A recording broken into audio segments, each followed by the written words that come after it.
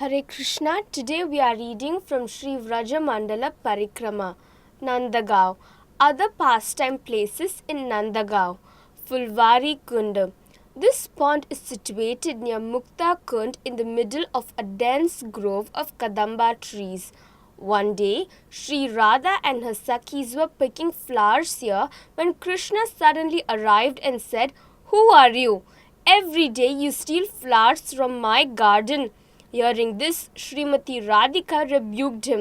"You don't know who I am?" Saying no more, Krishna placed his flute to his lips and began to play, casting charming glances at Radha as he walked away. The very sight of Krishna leaving greatly distressed Radha, who fainted in separation from him. Lalita thought that Radha had been stung by a black serpent. When she did not regain consciousness after several attempts to revive her, the Sakhis became most worried. Just then, Krishna arrived disguised as a doctor who cures one of snake bite. He removed the effect of the poison by chanting mantras and whispered in Srimati Ji's ears, "I have come, just see." Hearing this, Srimati Radhika immediately sat up. She smiled to see Krishna nearby, and an ocean of bliss welled up in the hearts of the Sakhis. This pastime took place here. Sahasi Kund. Some distance to the east of Fulvari Kund is Vilasavata, and east of Vilasavata is Sahasi Kund. Here the Sakhis encouraged and arranged for Radhaji to meet with Krishna. The Sakhis would hang a beautiful swing from the nearby banyan tree and swing Radha and Krishna while singing songs in Malhara and other ragas. Sometimes Krishna came here to meet with Radhika and enjoy pastimes with her. Another name of Sahasi Kund is Sarasi Kund. Krishna and Balarama were inseparable. They would eat together, play together, and even sleep together. Once the two brothers were playing here when Yashoda Maya came looking for them.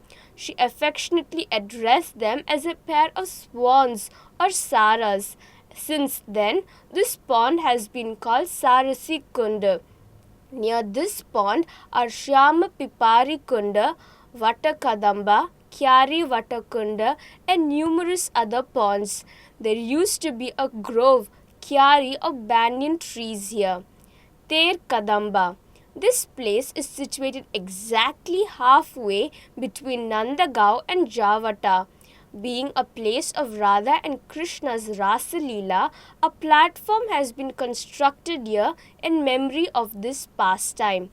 While grazing the cows in the afternoon, Krishna used to climb this Kadamba tree and call Shyamali, Dhauli, Pitambari, Kalindi and his other dear cows with his flute. Hearing Krishna's call, all the cows would assemble here immediately and Krishna would count them on his jeweled necklace. If some cows were missing, he would again call out their names by sounding his flute. And only when they were all assembled would he return home with the herd.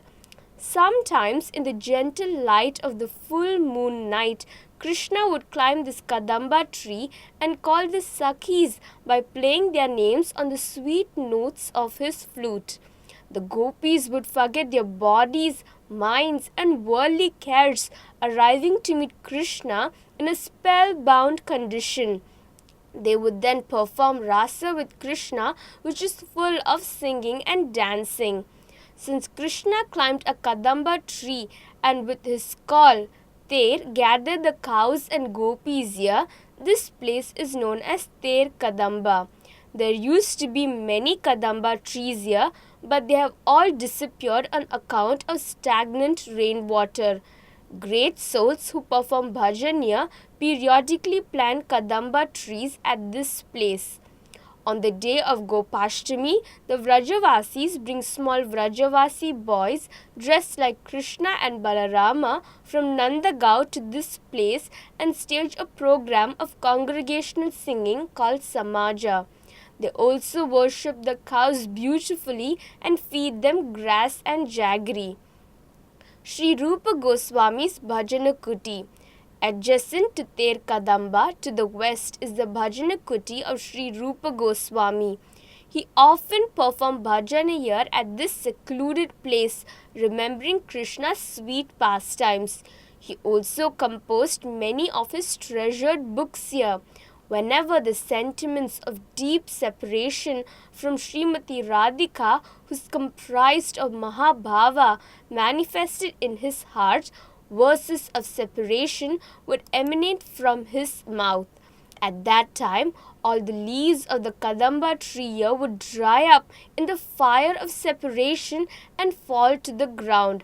And when the meeting of the divine couple manifested in his heart, he recited verses of their meeting, and the Kadamba tree would sprout new leaves. Once, Srila Sanatana Goswami came here to meet with Srila Rupa Goswami. They began to talk about Krishna's ambrosial pastimes and became so absorbed in the narrations about him that they forgot about the time.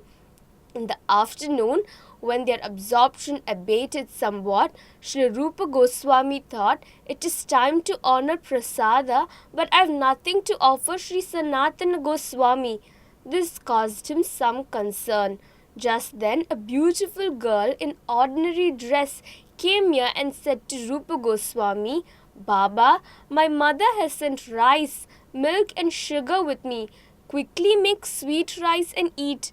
Saying this, the girl left only to return a short while later. Baba, she said, because you're talking, you have no time to cook. I will cook for you.